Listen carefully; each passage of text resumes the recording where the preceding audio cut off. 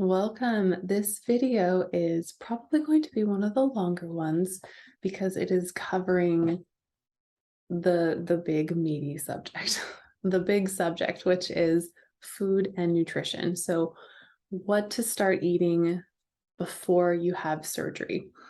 We provided you with a gut health, weight loss promoting plan to start getting your body adjusted to a whole foods diet, getting it adjusted to feeding your gut microbiome so that you're going to get very good metabolic effects afterwards. But meal plans can only take you so far. So you can continue to use meal plans. They're very helpful. I personally like them for recipe ideas.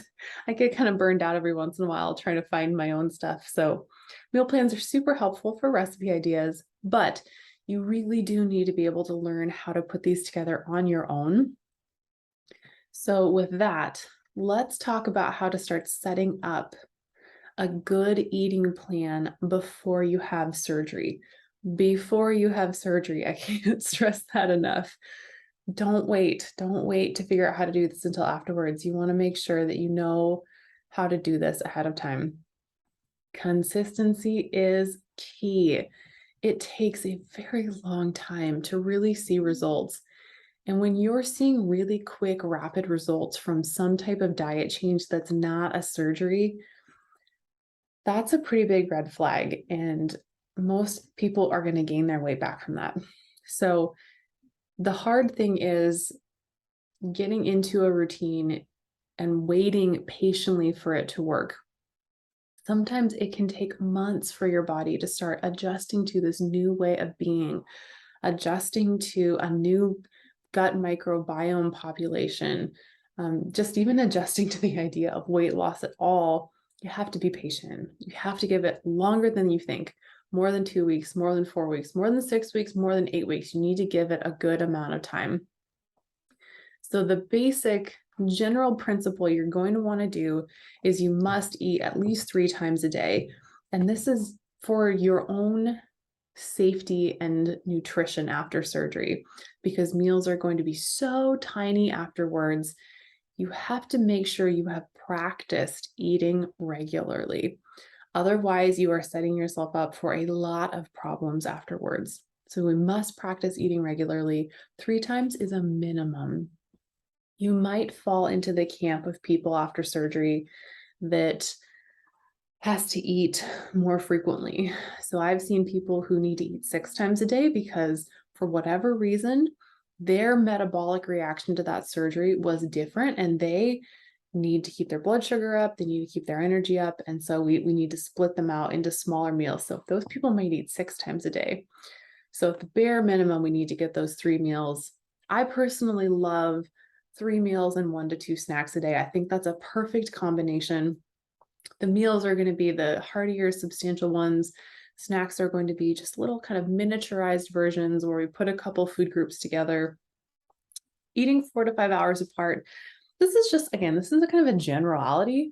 There are going to be times where you're going to eat 3 hours apart. There might even be times where you eat 2 hours apart. That's just fine. What this means is I would not go longer than 5 hours. That's your range. You don't want to go longer than that. Or we're going to start shutting down metabolism and you're going to start running the risk of pretty severe malnutrition after surgery. So that's our schedule. To give you sort of just a really generic example, again, if I were to pick a woman, for women, I would normally recommend a minimum of probably like a 12-night overnight fast, 12-hour overnight fast. Men can go much longer than that, but women, we have different hormonal needs. And so 12 hours is pretty healthy for us. So you might wake up, you might have breakfast sometime around 7. You might choose to eat lunch around 11:30. We might pop a snack in there somewhere around 3. Dinner might be around 6, 6:30, and you are finished eating by 7. So that was a 3 meal and 1 snack plan. I did not go longer than 5 hours. I gave my body enough time to really metabolize everything, and then a nice 12-hour window overnight so that your body could fully digest everything, sweep in, do its housekeeping, make sure that you are fresh and ready to start the next day. So I would not eat,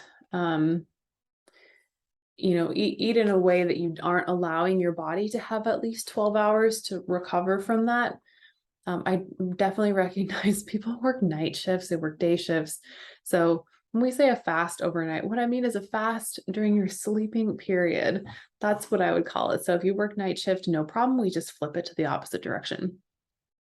Going to take about 20 to 30 minutes to eat. So going really slow, allowing your body to feel full, knowing its hunger cues, giving your digestion a time to actually start. It takes about 20 to 30 minutes for the signals in your stomach to be able to register what's happening, send those signals up to your brain and say, hey, food is in here. We're having a meal. And then your brain can say, excellent. And it feels like you're done. So we're going to stop now. You have to give it enough time. Otherwise, you're not going to get that full mind-body connection that we need.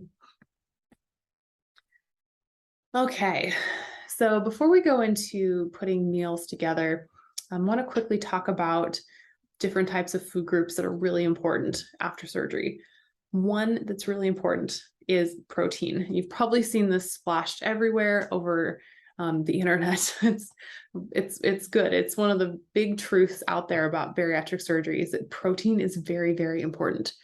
And it's very important because we actually don't really synthesize proteins. So like our body can't even make some of the proteins at all that we need. That's why they're called essential amino acids. So proteins are made up of these tiny little building blocks called amino acids. And when we eat those foods, we can then take those amino acids and then we repair our body, we build our body. Everything in our body is made out of those little tiny building blocks. So we consume these through food. You need to make sure you get enough after surgery. Otherwise, your body is not going to function on a cellular level. It's not going to be metabolically capable of giving you the healthy weight loss you need. So there are a lot of ways we can get protein in the diet. This is, again, super generality, a half cup, maybe about 4 ounces of a protein food per meal. You may need more, than that. Generally, it should be around 30 grams of protein per meal. If you are someone that has a really high metabolic need, you're really active, you might be pushing that up to 40 or having some more protein snacks. Protein foods are going to consist of things like eggs, meat products like chicken and turkey, fish, shellfish, beef, pork, but they're also found in low sugar Greek yogurts. This is a really good option. Low sugar Greek yogurts, if you're in the United States, maybe things like Dannon Light and Fit, Oikos 000, Fage, that's international as well. We are huge fans here in Oregon of Nancy's yogurt. Nancy's is a true fermented food. It is a fermented yogurt. A lot of times yogurts are not fermented, so keep that in mind. Cheese has a good amount of protein in it, and we are talking about real cheese. So we're not talking about no easy cheese, no Velveeta. We're talking about cheddar, provolone, Havarti, feta, all these really good ones. Cottage cheese is very high in protein, also can be pretty high in sodium. So if you watch your sodium intake, that might be something to look at. And then tofu and tempeh are really, really, really good sources. And we really like to choose tempeh because tempeh is a fermented soybean. So it's sort of it's the fermented version of tofu, I guess. Very different texture, nutty, rich, very versatile. I've used it in many different foods or meals. So tempeh and Nancy's yogurt or any fermented yogurt, those would be sort of your like superfood. I shouldn't have used that. I'm sorry. Didn't mean to use superfoods. It's such a buzzy word, isn't it? But I mean, sometimes the term kind of fits. It's kind of a superfood because you're not only getting some protein, you're getting this really big kick of fermentation, which is really important for our gut health. And you want to make sure you're having some type of fermented food every day. So double duty on those. Foods that also contain protein might be things like nuts and seeds, beans, peas, and grains. So if you ever keep track of your food in like a food log, or there's a lot of great apps nowadays, you're going to see that the protein adds up, and not just from the protein food side, but protein comes from a lot of different things. There is one distinction, and that's that the foods off here to the left are going to be what we call complete proteins. So they contain all of the amino acids, all of them. So you could eat any one of them and get everything you needed, versus if you had a serving of beans, you're only going to get some of the amino acids.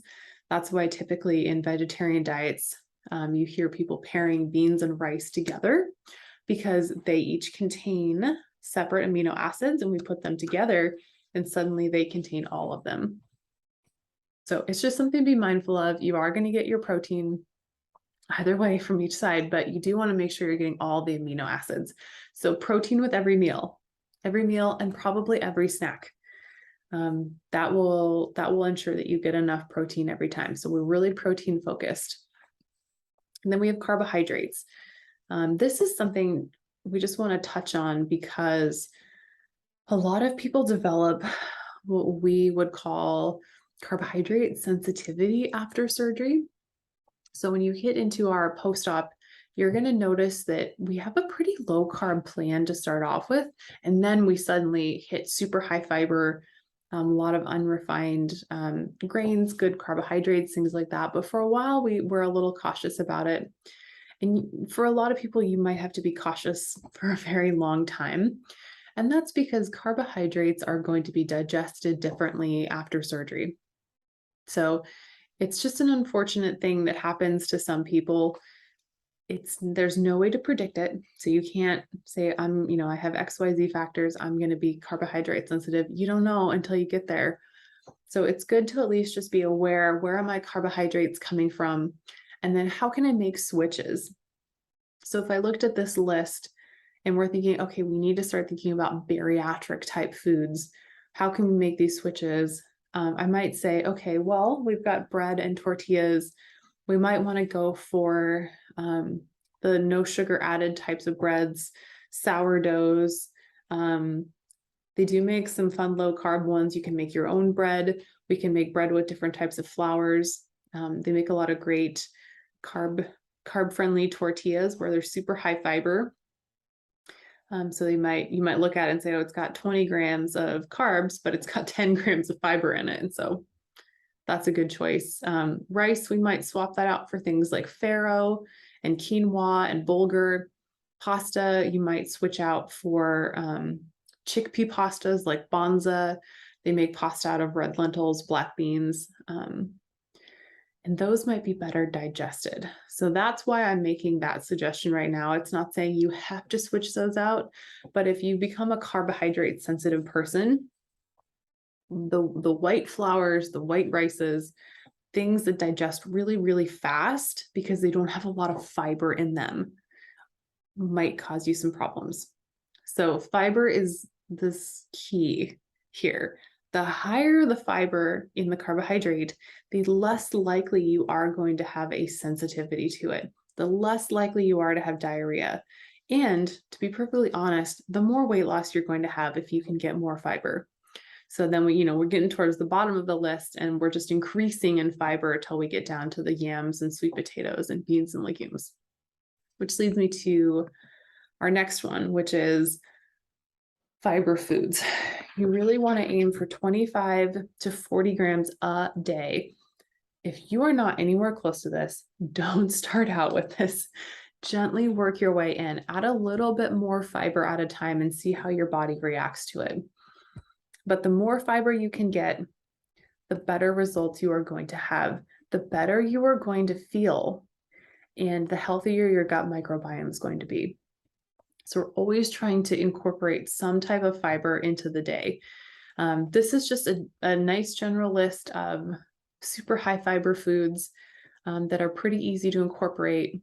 Avocado is one people don't really think of. It has a lot of healthy fats, but it's also very high in fiber. Leafy greens, cruciferous vegetables, oatmeal, so good. Oatmeal is so good. Bran is also another really good one, especially if you have constipation after surgery. Bran can be very helpful with that, and it typically doesn't cause a reaction in people. Asparagus, mushrooms, berries. If you're unfamiliar with things like farro or bulgur things, these are going to be ancient grains that are higher in fiber, higher in protein, and definitely worth giving an experiment with. There's a lot of different foods out there. There's a lot of things to try. There's a lot of life to live. So try them and see how they go. You might be surprised. Beans, legumes, cabbages, edamames, chickpeas, hummuses, things like that. So the two, carbohydrate based things that the two carbohydrate based things are going to be, making sure you have plenty of fiber and making sure that they are unrefined. So that's the key for picking fiber. And then the secret sort of combination, and we'll get to this in a second, but we're always trying to figure out each day, how can you hit your fiber goal? And where can I add in a fermented food? And did I hit my protein? That's really important. I would always be thinking about adding foods in. We take away a lot of things, and you're going to have to take away some things because of bariatric surgery. But if you can trick your mind into thinking like, I need to add this in, I have to add in more foods. I get to add in a fermented food. I need to add in more fiber. I need to add in more vegetables. Then it feels more like you're getting things than having them taken away. So a good principle for putting meals together is going to look something like this plate. And the thing I really want you to take away from this is that this food all sort of looks like it did in its natural state. That's really the main takeaway. The proportions is the first one. And then the second one is that this food looks as close as it did to its natural state as possible. This is really, really important. So half the plate's full of vegetables, a quarter is full of some kind of protein, and a quarter is full of some type of healthy, high fiber carbohydrate. This is just one example of what this could be. There are infinite examples of ways to put meals together. You'll see that in our meal plans, how we tried many different combinations of things.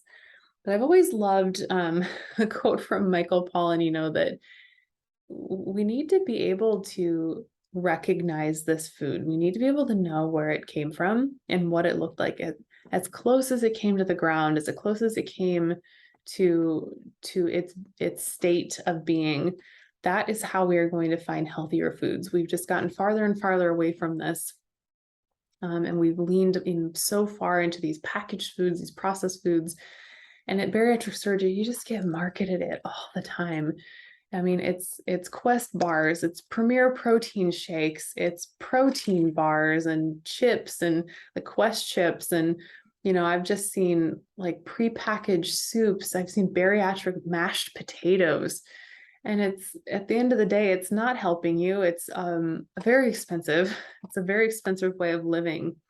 And so we talk about, worried about spending money on food, but we got to think about, well, where are we spending the money on? If we just spent all this money on Quest chips and cake batter protein, like where is the money left over? So this is what I recommend for each meal. This should hopefully carry you through just about any situation. I could go to any party, barbecue, I could look at the food they have there, and I would feel pretty confident in putting something together. I could go to a 4th of July party and I could choose a side salad and a hamburger, and I could put it on a bun with or without it. This is what we like to call, 80-20 or 90-10. If you've heard that rule before, it basically just means that most of the time we're trying to lean into whole foods, and then we're going to allow ourselves some wiggle room.